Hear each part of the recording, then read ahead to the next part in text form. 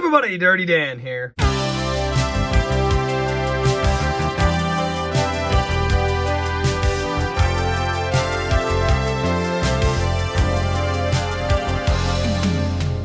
So today I want to talk about my collection of Tyco 280 GM&O consolidations. So why are these engines so rare? The reason these engines are so rare is because they were produced during Tyco's final years of model train production.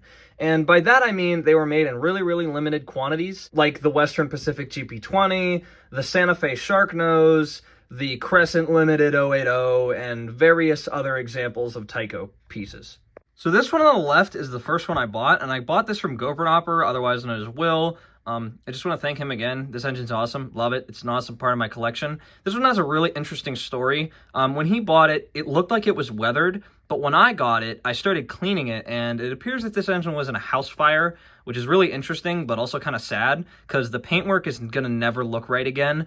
But it's really cool, and I like it because of that aspect, because I love pieces with a story. But that's about all I have to say about this one. There's nothing super special about it, except for it's really complete, which is always cool. This one here on the right is interesting because I believe it to be the pre-production catalog mock-up engine. There's a lot of reasons why, but I'll go through some of the most obvious ones, like the silver headlight, the multi-piece handrails, the really interesting paintwork that looks like it was done by a brush, and the fact that it has no actual wiring from the engine to the tender all point to the fact that this is never actually a production engine, and it was just used to, make the art for the catalogs. I actually featured this in a previous video, so if you want to learn more about this, you can go back and check that out. The one that I'm going to be featuring mainly in this video, this is the one in the center. I bought this on Facebook Marketplace. It was in the very back of a listing, and I noticed it, so I pointed it out to the guy, said how much you want for it, paid him his money, and he sent it my way.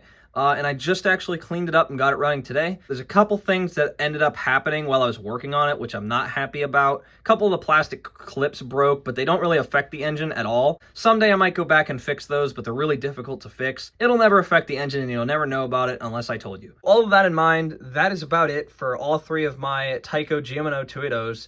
I'm very happy to be able to share these with you. These are really cool engines. If you ever happen to find one, buy it. They're really cool, especially if it's for a reasonable price. They've been going up in price over the years, which I'm not a fan of, but it's just supply and demand. But yeah, so thank you guys for watching, and I hope you enjoy seeing this one in action. So I'll see you guys next time.